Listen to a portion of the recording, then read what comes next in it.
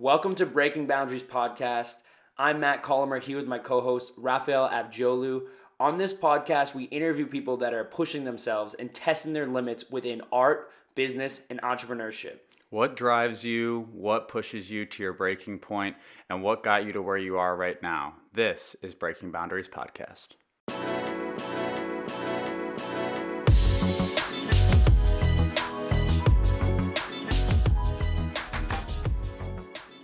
As we are back with another episode of the Breaking Boundaries podcast, I'm here with my co-host Raphael. Yo. And yeah, we're excited. We have a guest today who we're pumped about. His name is Alex Iby. He's a photographer. And yeah, we're going to have him introduce himself. So what's up, Alex? What's going on, guys? How you guys doing today? Good, man. How are you? Pretty good, yeah. So my name is Alex Iby, and I'm a 25-year-old photographer from Boston, Massachusetts. And I've been doing photography for about 3.5 years so far. Originally started when I was surfing through Instagram, actually. And I got really hyped when I saw all these crazy photos from all these photographers. And I was like, you know what? I can do this, whatever they were doing online. Yeah. I can do that. Yeah. And so I started with my iPhone 4. And it was just kind of framing pictures. How long ago is this? This is 3.5 years ago. So yeah, the iPhone 4 was still out of date even then. Yeah. I stuck with that thing for a while, actually. I got an iPhone 6 now, so whatever. It did the job. Yeah. You know, learned how to frame things, and then eventually got that T6i, the Rebel T6i Canon, and then switched to the 5D. Yeah. So it's been Progression, and very awesome, very exciting. Yeah. And I love photography. Like, photography is what I want to do the rest of my life. Yeah. Why is photography? Why photography specifically? Is it something that you were drawn to? Maybe, you said that you were, interested from Instagram and all that, but why do you think photography? What about it is what that inspires you or gets you most excited? For sure, yeah. So I actually, I've been drawing here and there my whole life, painting, whatever. But these things are a much slower process. Did you take like art classes in high school? A little bit, but I kind of messed around a bit. Yeah. And, I wasn't doing exactly what they wanted. And that's because art, you're not supposed to be told what to do. You're supposed to do what you want. Yeah, for sure. Right? So I never vibed with the lessons. Anywho, I was drawing, painting, whatever, but they were taking so long. I loved to do it, but over time, as I got older and older and more responsibilities came, I didn't want to sit down and draw and paint for hours at a time. Because that's just a long time. You run out of time when you grow up. For sure. Yeah. So when I picked up the camera and I took my first picture, I was like, wow, instant art. I was like, this couldn't be any more exciting, because anything I imagine or see, I can literally turn it into whatever I want in that instant. And that's what kind of drew me into it, was the ability to, with light, to create any sort of picture that you can imagine. Photography is a study of light. It's the instant manifestation of your thoughts, of right? Whatever you imagine it to be like, and you can show them that through the images that you produce. Right, exactly. It's and you awesome. can just express these different ideas that you want to get out, and you can kind of do them in your own way, which I think that's why it's appealing to a lot of people. At least for me, that's what it's like. You can be inspired by all these different things, but then you can express it through whatever way that you want. And I think that's exciting to me. I want to talk about a little bit, and because I don't think I saw it in the same way necessarily. I think it just like started out as something I didn't even know what was going on, and I was kind of like, oh yeah, this is cool, or I enjoy doing this or whatever. And then it turned into more of this is like with the iPhone, and then like before I knew it, it kind of had become like a thing that I was like, oh, maybe if I used a camera, it would be better pictures, whatever. But I definitely want to talk about that innocence in the beginning of going like, oh yeah, like these are cool photos. I could do that without really knowing how much goes into it. And like, can you discuss a little bit about like where your head was at, or how much research maybe went into the beginning, or if no research went into the beginning and you were like, yeah, I can do that? Yeah, for sure. What it started with was with the iPhone 4, I wasn't going to judge myself based on what I was doing. I was just going to have fun and take whatever picture I saw interesting. And through that, giving myself no boundaries to like, or constraints to be under, it felt more free, more fun. I let myself kind of develop naturally through that, let my art just find itself, not be told what kind of settings you need or whatever else, especially when I got my Rebel, because that's when I got more into learning about how to shoot on manual and whatever else.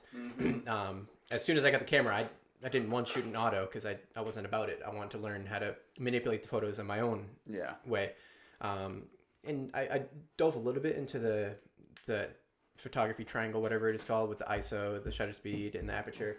And there's a scientific balance between each. I never learned the balance of whatever math you're supposed to do to figure out the exposure, the correct exposure. Sure. And I just kind of guessed and checked. And that's kind of been the way I've been my whole life, is guessing and checking. Not so much told what to do, but more experiencing it for myself first before I can really understand, because I just don't understand when someone else is teaching me something. You're a very hands-on person. Hands-on. Yeah.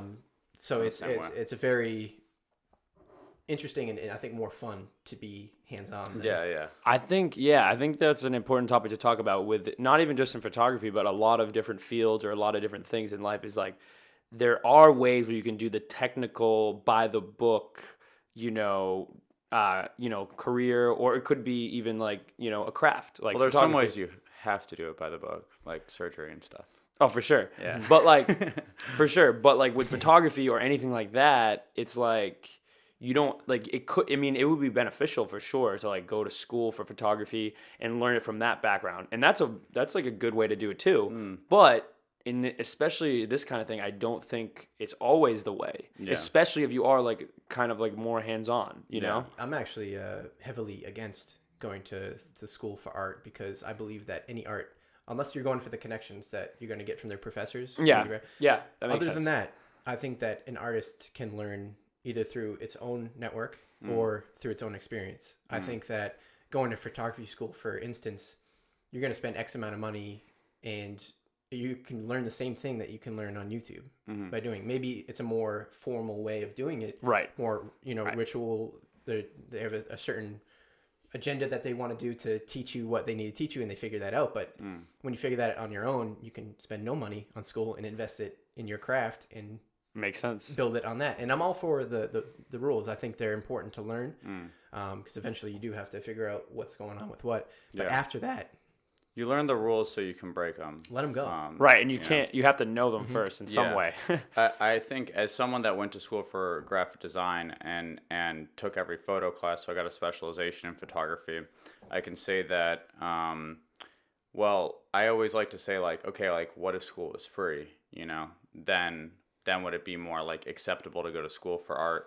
But also, I would say that even thinking about possible grad schools, I think what is really beneficial for me is the connections with other artists that you're working with. So you're all kind of living and working together and like breathing together, like in this small community where you're all kind of grinding and hustling and like learning and taking classes together. So then you're all also viewing constantly and learning the history of different artworks, viewing different artworks. Then you're also all critiquing each other's artwork on a regular basis. So you're all putting everything up on the wall for everyone to see, and then your professor's like, this good, this bad, this good, this bad. And you have to go, okay, I'm going to listen to that person because they look like they're killing it and they look like they have a promising future. That girl doesn't know shit about photo, so I don't care what she says about my shit. But you kind of like, I just remember being like, at first, like, if you tell me to do it in pencil, I'm going to do it in pen.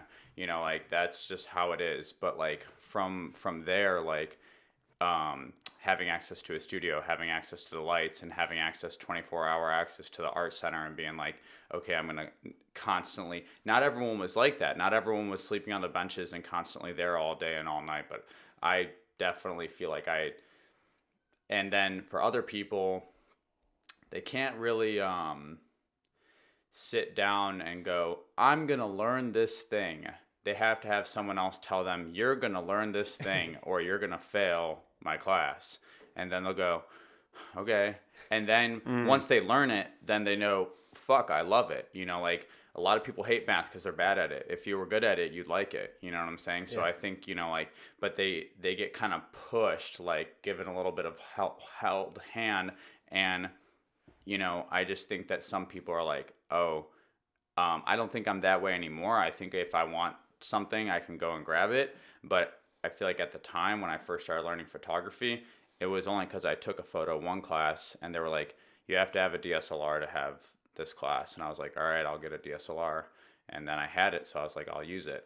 And then, you know, and I didn't feel like I really learned a whole lot. I learned how to develop film. I learned how to shoot film really well in art school. But other than that, you know, like I don't use almost anything I learned in art school in my daily, like, go-alongs or whatever like that. So I don't recommend, if people are like, if you were telling me today, like, I'm thinking about going, I'd be like, you kind of already have the thing that you know you want to do, and you're already kind of doing it. So just keep doing it.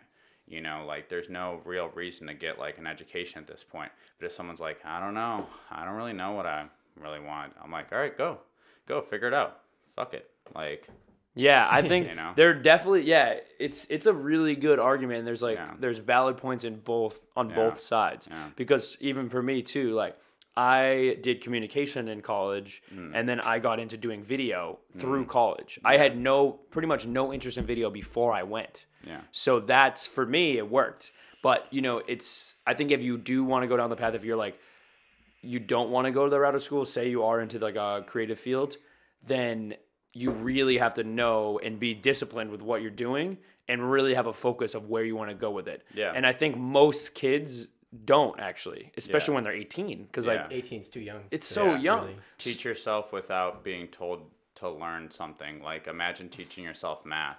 And there are plenty of like architects that did it, you know, back in the day. Oh, but like, awful, man. It's just like crazy. It's like there's like plenty of like philosophers and scientists that like taught themselves like astronomy and like all this different stuff. But it's like, oh, they just like read textbooks, like, you know, Word. Yeah, like sounds like a great time. But I think that and that's what it takes. I feel like that, like, photo was the only class I didn't take in high school, ironically.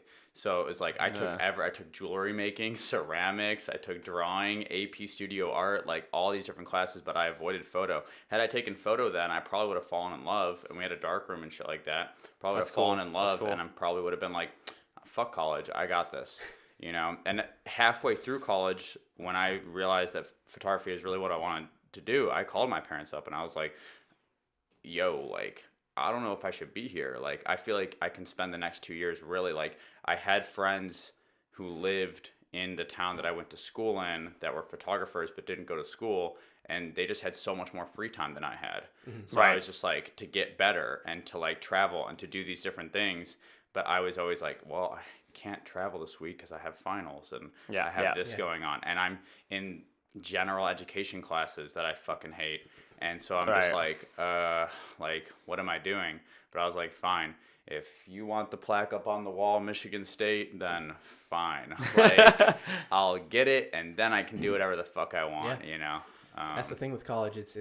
I think for the most people, it's the parents. It's the parents that are proud of their kid going for sure. Because they grew up in a different time where that was the thing to do, and that was a happy thing when they graduated. That was a huge success. Yeah.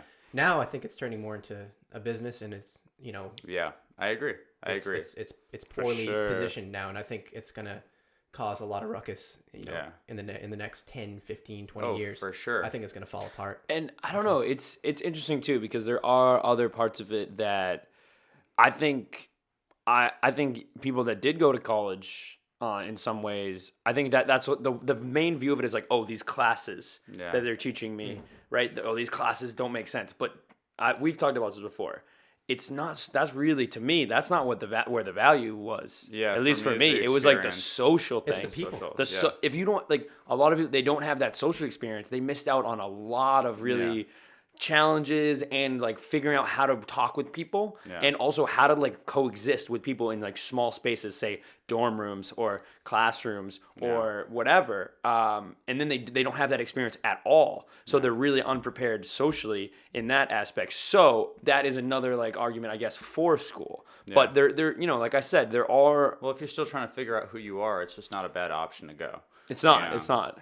But if you kind of know who you are and you know what you want, by all means, go and get it. Yeah. You know, and in a lot of ways, like all my professors said, not one, and they're all traveling, they're all working artists that, you know, teach classes and stuff like that, and then they'll be gone in Japan the next week or something like that because they're giving like an artist lecture or something like that. But like, and then they have their shows at the end of the year, but they're like, not one person has ever asked, what's your transcript? Where are your grades? You know, they care about your portfolio. Yeah. You know, and if your portfolio is strong or your reel is strong for video, then, you know, no one's going to be like, oh, you went to this school. I think that when it comes to grad schools, when you talk about RISD and Pratt or like the new school in New York or NYU, I think it looks really good when you're like, I'm a grad student in film school at NYU. And that your professors can technically be like, you don't got to worry about a job. I got you a job. They can market you know, that. They can market that. On and paper. you're kind of almost paying your way in because you go to these prestigious,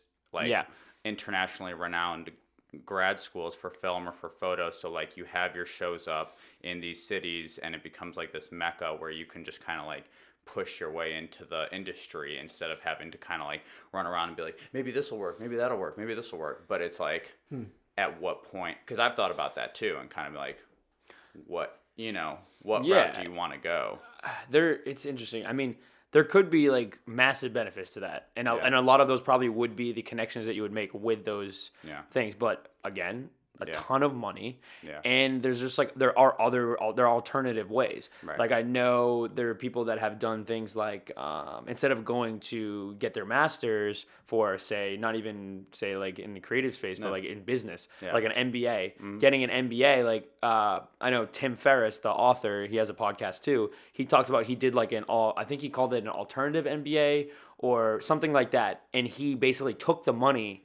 And like I think he was like he already had like quite a bit of money like when he was finished with school and stuff through like business and like whatever. But he took the money that he would spend on grad school. I think he took out a loan for the amount of money that it would be to get an MBA, and then put that towards him starting like a business. Right. So basically, it was like him investing in basically in an experience in like business, instead of investing it in the actual education. Right. So like that I think is kind of like an interesting way to approach it where you're like, I'm going to spend this money anyway because I need to spend some money to get to a certain place that I need to get to, but it doesn't have to be a formal education technically. Which is like if like you or I were to like rent a studio here in Somerville or something and each pay like $700 a month, like eventually like with the studio, the lights, the cameras, the lenses, the tripods, all the stuff that you might be using in school,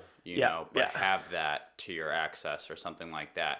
So it's like you're gonna be, like you said, you're gonna be spending money anyways. You know, it just depends on where you want to put that money and how you want to use that money. Do you want to use that money to get to California? Do you want to use that money to get, you know, and be at a school and have a degree? And I couldn't agree more when it comes to like, I think that there are some people, even our age especially, but like who are like, I'm the first in my family to go to school, you know? Yeah. But like there's also like in my house, even though my parents of course will say over and over again that, oh, you didn't need to go to school. Oh, we would have let you do. No, it was not an option. It just wasn't an option. At that point, it just wasn't an option. And it still wouldn't have been an option to be like, if I like was one credit away from graduating, I would still have to have that thing lingering over me until I finally did that last credit. And then they'd be like, you know, it's that thing of just being like, he did it, you know? I think that going back to what you're supposed to be spending your money on and how you can form your path with the social experience and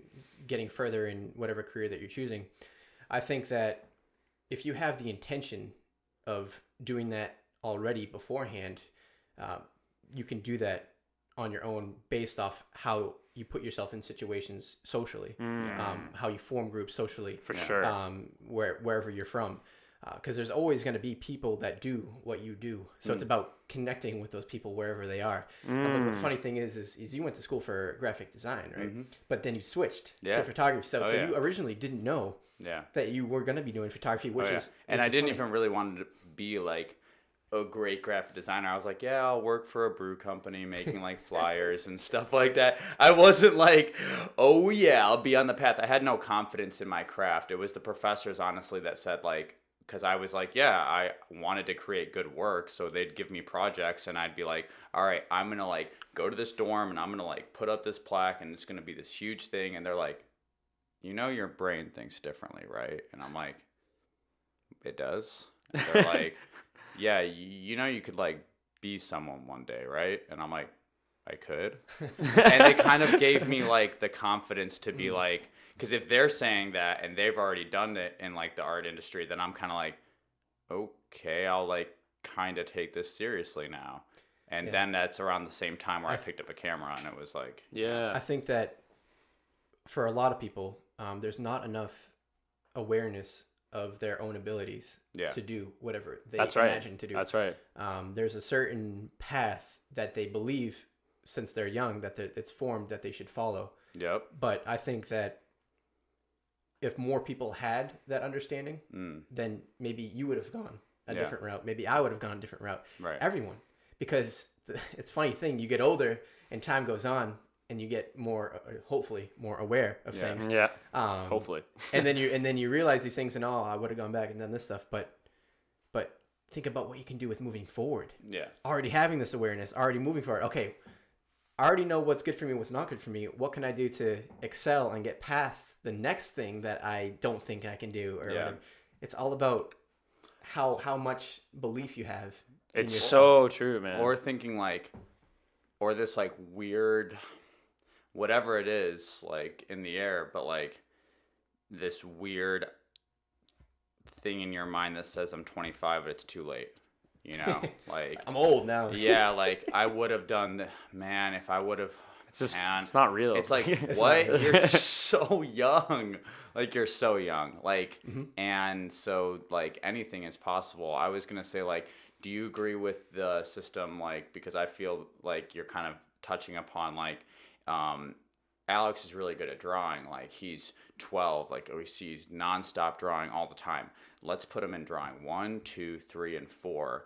And like really see where he can go with drawing and painting and stuff like that. Or like maybe we should hand him a paintbrush and then maybe we'll see what he does with the paintbrush, you know, instead of being like, oh, let's put him in like math 1, 2, 3, and 4, or like let's put him in this, like these specific, like, you know, I mean, if I have kids one day, I definitely want to see what, you know, oh, they're picking up the soccer ball. Okay, let's put him in soccer. Like, he wants that? Cool. Like, right on. Like, touch upon talents. Don't, like, shun upon anything, like, that they could possibly be, like, interested in.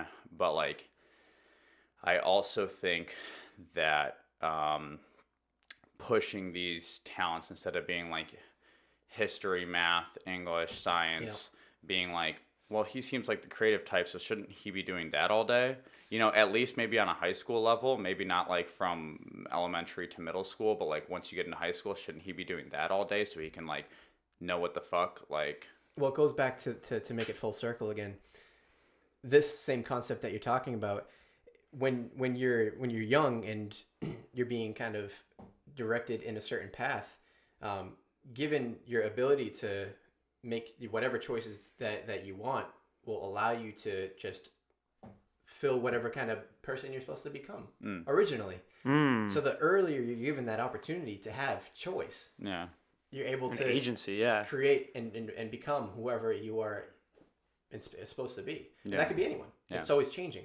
But that's the beauty of it. When there's a ritual or a schedule or like, you got to do this and this to be successful, it's like, it's stifling. You feel all claustrophobic with the information because it's just kind of surrounding you. It's just like, dude, that's not how I'm going to live my life.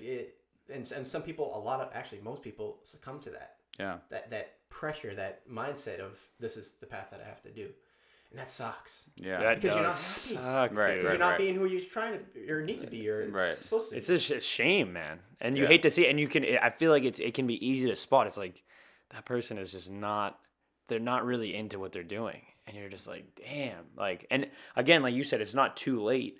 Right. And getting back to like what you talked about, like, and I actually like, there are a few, not all of them for sure, but there are a few that I can remember, like professors back in college that they did make me think like that. They gave me confidence. Yeah. And I think they become really good. Some of them become very good at spotting potential. Yeah. And they're like, okay, this person is like, they have some potential right here. Yeah. And then they try to slowly give you that confidence. And like one professor I'm thinking in particular, one of my favorite professors, she made me just like think differently. Yeah. And like, wow, like it doesn't have to be like how these people are saying. It was like a media class where it was media criticism. Yeah. Where we like criticized the media, like, and then kind of saw through what they're really doing. And I was like, damn, this is like crazy. Yeah. And she was kind of like more of a liberal kind of person. So like she thought about it like, wow, this is like, they're pushing all these agendas and all this stuff. And it's like, you can really like create your own if you really want to, but you have to really decide to, and then, you know, kind of pursue it. Well, I don't know how it was for either of you guys, but I know that for myself, like maybe not even in college, but maybe it was a series of things. Maybe I was just more aware in college, so maybe I was able to recognize affirmation or recognize encouragement from professors, but I don't feel like I got very encouraged or told like, you know, you have potential before college. Yeah. In fact, like I remember growing up and I was like struggling with ADD, and I was put into like a resource class when I was like in 6th grade with a bunch of kids that very clearly had way lower IQs than I did. And I was like, and my my teachers would come up to me and go like, you know, you can take as long as you want on this test. You don't have to rush it, in front of everybody. And I'm like, dude, like no one else is getting special treatment here. And it did make me feel like, and I think I carried that forward until I got to college, where it just made me feel like, you know, I was in AP classes and stuff like that in high school, but like, and I didn't think I was like ridiculously dumb, but I didn't think I had the potential to like do anything I could set my mind to. I was like, I can be a few things, you know, and I can be a few things, and I can be maybe a little bit better than mediocre at those things. But I didn't think like I could do whatever I set my mind to. I was like, yeah, I can be. Isn't that funny how that teacher, when she was telling you that you can take as long as you want, she thought she was doing you a service when in fact she was doing you a disservice. Right. Because she's like, wow, you're making me feel like I don't have the same abilities as the other kids. Exactly. You're not encouraging me. You're bringing me down. Right. But Exactly. in her mind, she's like, oh, like it's okay. Let me comfort him. Right. Comfort's not correct always. Yeah. That's you true. know, That's it's true. not about that. Right. And you guys were talking about age a little bit too. Yeah. I just want to touch on a point that if anyone's watching this or listening to this right now, if someone's 50, 60, 70 years old, I was going to say. I strongly encourage them to do whatever they imagine themselves to do. Yeah. Anyone can do it. Yeah. No matter the age. Yeah, I agree with that. And I mean, I think there are certain advantages to starting when you're younger. Yeah. But it doesn't mean that, it's, you know, something that you has to be, you know, done at a young age. Like it can be any age. Right. I encourage people to try to explore that now and not 10 years from now. Yeah. But, you know, that's kind of the thing. Oh, guys, we're going to take a quick pause on the podcast. We'll be right back. All right, guys, we are back from our little break. And what we were talking about before this, I believe Alex mentioned, you know, talking about people that are certain ages, they feel like it's too late for them to do or pursue a certain thing. And I think that's, you know, usually not the case, you know? So I don't know if you guys want to like continue talking about that, but well, it's a big topic. I will say that what helps me the most, I started listening to podcasts like last year, May-ish or so like that. And I think I realized over time that listening to these like old geezers rant back and forth that like had made businesses for themselves and careers for themselves and were sitting on like a plateau of different investments and different things like that over time, is that you ever feel like when you discover someone that everyone just started to discover them, you know? Yeah. Or like you think this like rapper or musician's like doing pretty good and everyone's like, oh yeah, you realize that like everyone just is also discovering them. when I discover a comedian, I feel like it's because they're on the come up, you know? Right. And so if they're on the come up and they're 37 and then they're talking in this podcast about how they started when they were 21, you know, doing these rooms in New York and whatever like that, then it's like, and I'm only hearing about them now, then it's like that was 16 years of nonstop grind, hustle. And then when you start to follow kind of their story and backtrack where they came from, and like they'll put up like a throwback or whatever Thursdays on their Instagram or something like that to when they like did this small like flick with like another actor that is now famous, you know, like, and they both did this show together, or like Freaks and Geeks with like James Franco and Seth, all those people like together, but now like look at where they are now. It's kind of like I think podcast really helps me to understand that things take a lot of time. Yes. And Patience, man. Patience. And it also helps me to realize that some people are 50 and started doing comedy when they were 40, you know, and we're just like, everyone said they should at some point, and so they're like, all right, I'll take the path on. Or, you know, some people started doing video flying drones when they were 50, and now they're 60, and they're like just really good drone flyers. 60 is still pretty young. 60 is still pretty young. I think that's the thing that a lot of people get mixed up in, especially with the technology being the way it is. We're so distracted, like we were discussing a little bit earlier, with everything, and so stimulated that it makes us more impatient. So sure. I think the perspective on our life becomes skewed because we think everything is so instant that our life is also going to be instant. Right. When in turn, it's probably going to be another 60 years until I'm dead. Yeah. You know, maybe a little bit less, maybe a little bit more, but who knows? Yeah. And that's a long time. Yeah. To live another 3 lives. Yeah. It is. What I've already done, or you've already done. Yeah. It's crazy. The patience, I think, is the thing that, at least for myself, I struggle with the most sometimes. And I think a lot of people that are our age do. Because, like you said, because of the instant gratification, because they think that it all happens at once. Mm-hmm. But I realize that it doesn't at all. And it takes time, and it's a progression. But if you stay patient with it and you think about in the long term instead of the short term, then you're gonna have a lot more success in a lot of areas. Yeah. And you're gonna be happier and have more gratitude for the process, because it is about the process. Like you know, people, and it's amazing. Like it can be insane when you meet someone that's younger than you, that is maybe further along or better than you, maybe more skilled. Yeah. But then there's probably some part of what they do that they have no experience about. Right. And maybe they're more skilled technically, but yet they haven't had the experience that you have. Right. So they are lacking that. Yeah. And it's just like, there's always a different way to view it, where, you can, think about what is different with this person's path, what is different with my path. And that's the thing. Not everyone's is the same. Yeah. Like some people, it takes them 5 years to get to a level that another person took 10 years to get to. Yeah. But that doesn't mean that either one is wrong. It's just kind of the path that they ended up taking.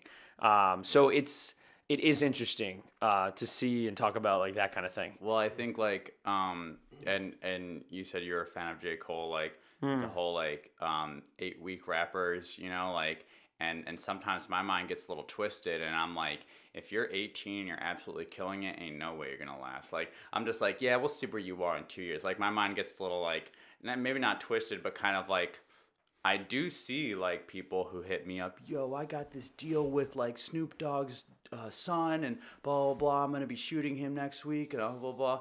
And I'm like, oh, cool. Then a month later, yo, so what happened with that? Oh, it fell through, bro. I'm like, yeah, okay, for sure. So like to not get it twisted and be like, just because everyone's either this on social media or that doesn't mean that's the way it is, number one. Number two, just because someone's killing it and they're 18 and you're like, I want to be where they are, it seems like they're doing exactly what I want to be doing, doesn't mean that they could be giving up on photography when they're 22 because they're either washed up or travel got to be too much or who knows what could be, or they just don't have the experience or the plateau. Like I'd rather be an artist that builds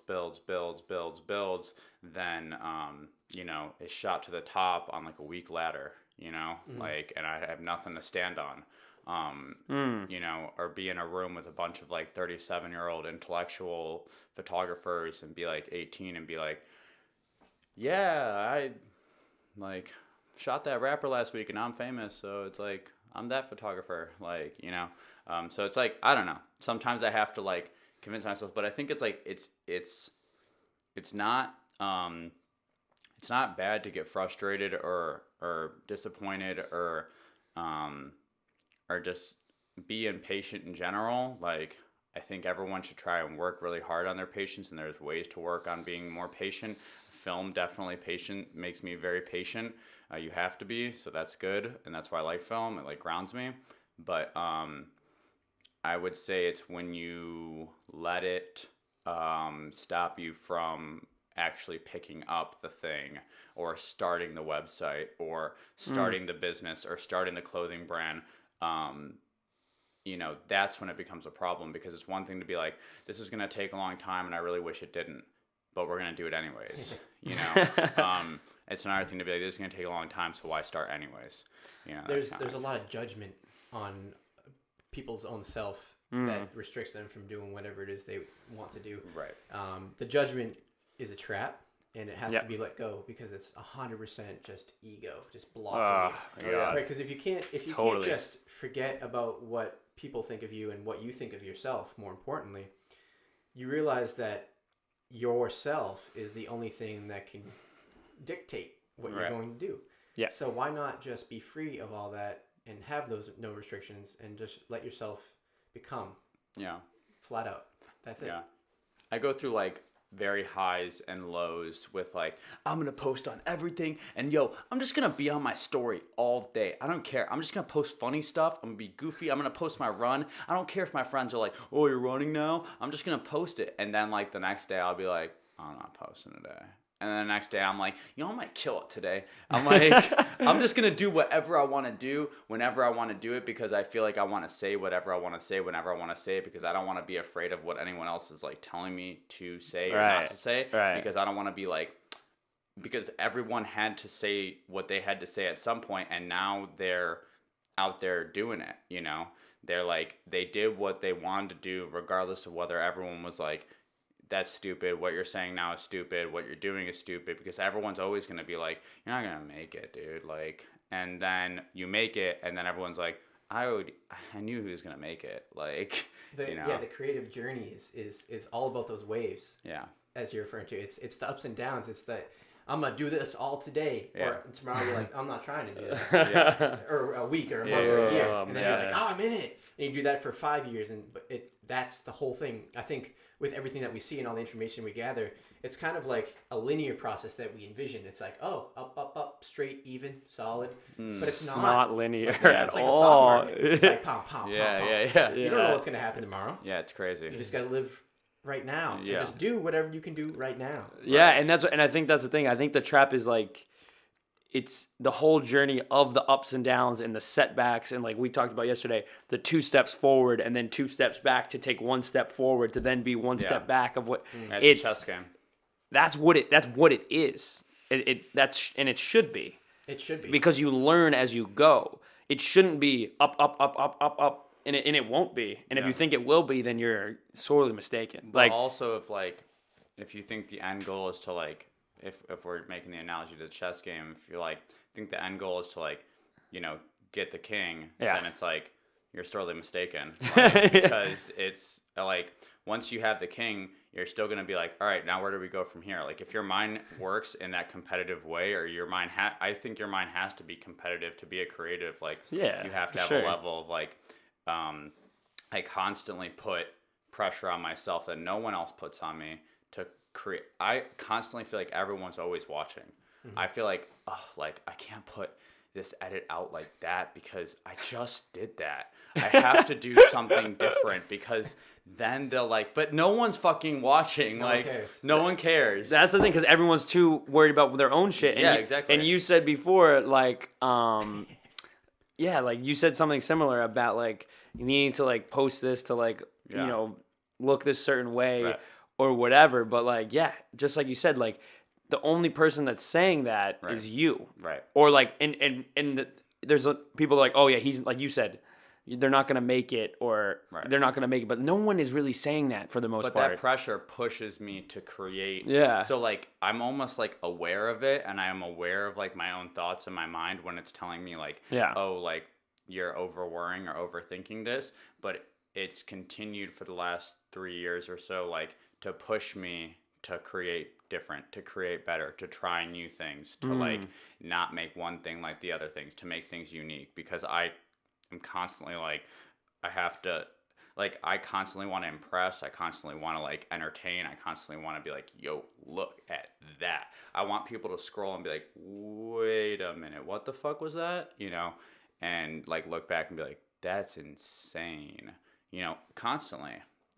So that's like a weird, I feel like you have to be that kind of like competitive drive in order to like continue to like flourish almost a little bit. Right. I think what's funny too, I don't know if this happens with you guys or not, but when you guys take a photo or a video, you make a video, for me, the instant I take a photo and I edit it and I'm pumped about it, that only lasts for an hour, maybe a day, maybe. It's very short. And then it goes away. And you're like, wow, I can do better than that. Gotta make something else. Always. It never stops. And I think that is also kind of what you're talking about with the competitive with yourself.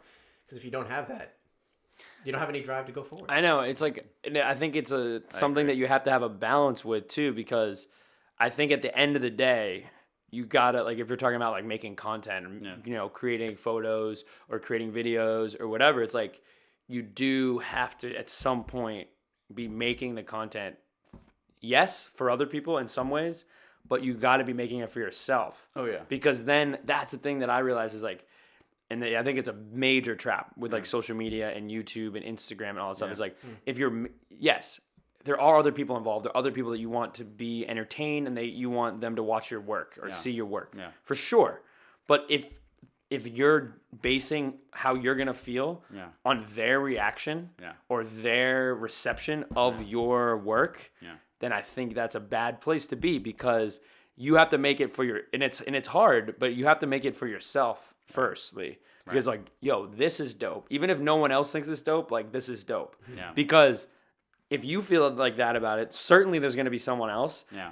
But if you're basing your reaction or your feeling about it based on what these other people are thinking about it, if that's your main thing, not to like kind of do it for yourself, then I think that's just setting yourself up to feel shitty. Well, I'm like, I've definitely been able, and I was able to do this through college, through the critiques that I was talking about, be able to like kind of take the criticism or take the hit like in person, and be like, okay, what they said was valid or what they said wasn't valid, and deciding like who's right, who's wrong, and why does it matter. I will put up a photograph that I think is, as far as my standards for work, mediocre, and it'll get more likes than I've ever gotten in my life, and I will screenshot that, throw it on my Facebook, and go, I'm just curious. Why? What about this photo did everyone seem to absolutely love? Yeah. Because I want to see what the masses of people are curious about, or what kind of clicks for them in this photograph in specific, and what really didn't click in this photograph that I thought was really, really good. You know, and I can still think it's really, really good, but if the general populace of your following is like, I'm just curious, why?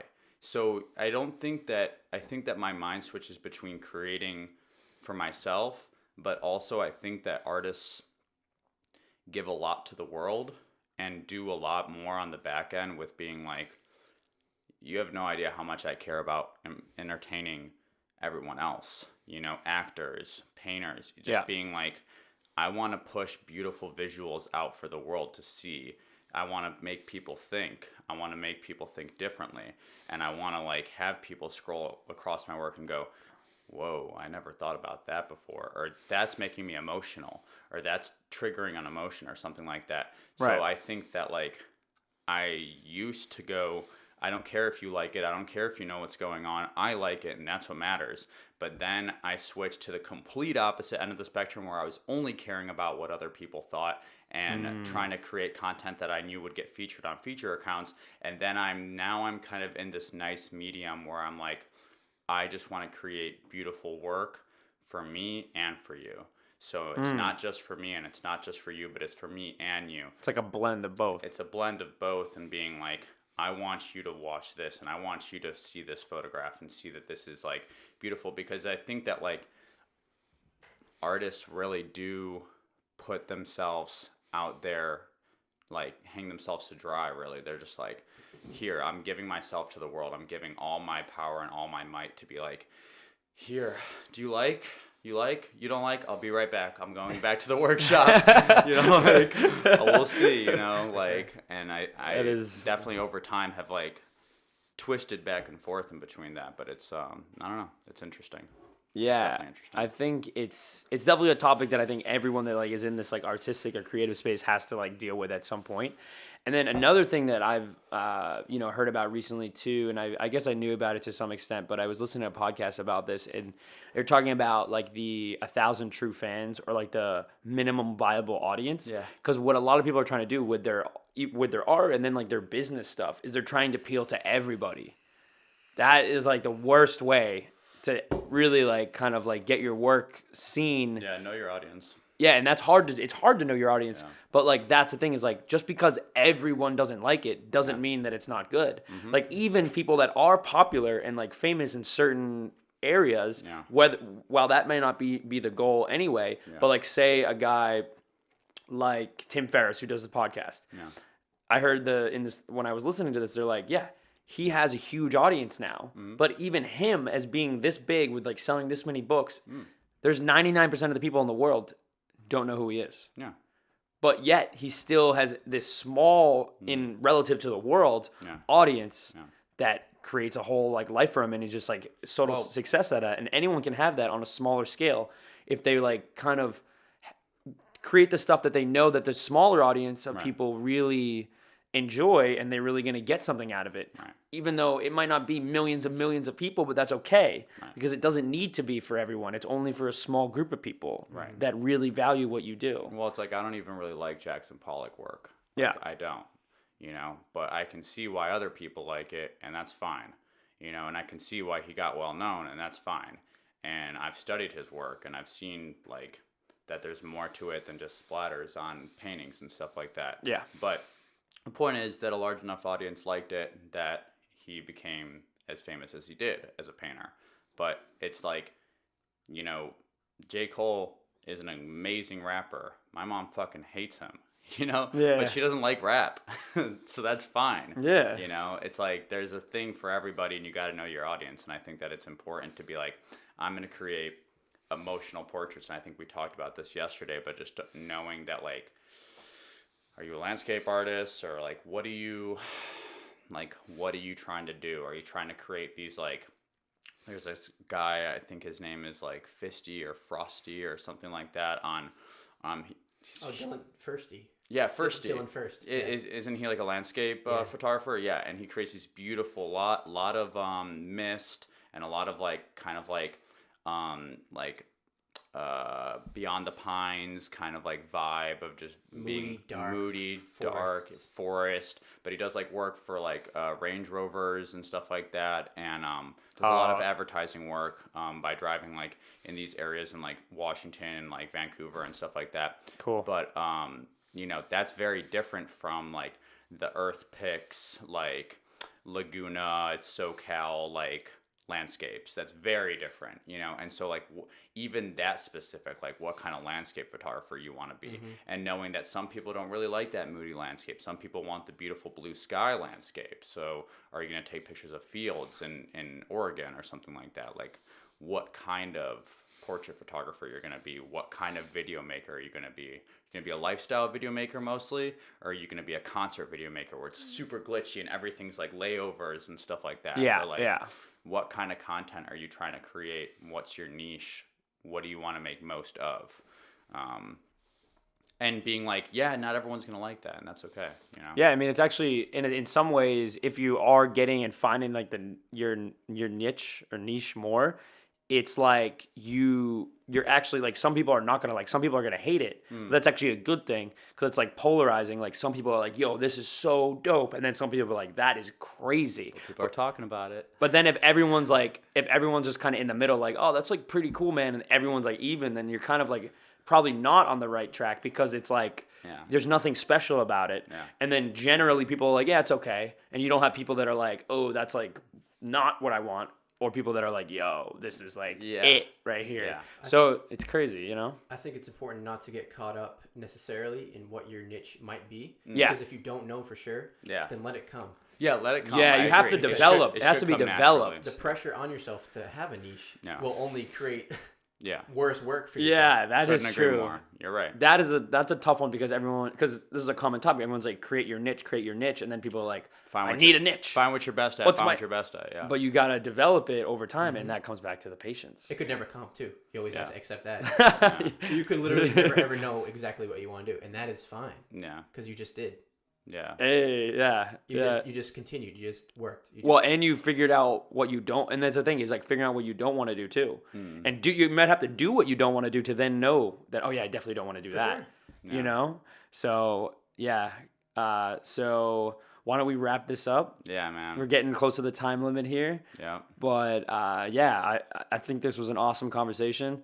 Appreciate you dropping in with us, Alex. Thank you very much for having me, guys. This The was man. You want to plug in your Instagram or social media stuff? awesome. Sure, yeah. My Instagram is alex.iby, and I have a second account you can find right there in the link in the bio on the Instagram, as well as the YouTube channel, just Alex Iby as well. You got to check yeah. out. You got to check that second Instagram out too. Iby Focal. It's wild. It's some creepy, like dark stuff. It's cool. Yeah. It's cool shit. Check it out. Check it out. Yeah, and, cool. All the links will be below the YouTube video for all of us. But it was a pleasure, Alex. Yeah, Thank you very much, and guys. I of appreciate course, it. thank you everyone for listening. Hope you got some of that as conversation, and we'll catch you guys in the next one. Peace. Thank you for listening to Breaking Boundaries podcast. We appreciate every listener out there, and we hope that we can continue to provide value and inspiration as you move forward in your lives. Please subscribe to the podcast on iTunes, rate and review, as that helps us out as we strive to make the podcast bigger and reach more people across more platforms. If there's anything we can do to improve the podcast, or if there's any suggestions, please don't hesitate to let us know. We're here for you. Thank you for listening, and continue to break your boundaries.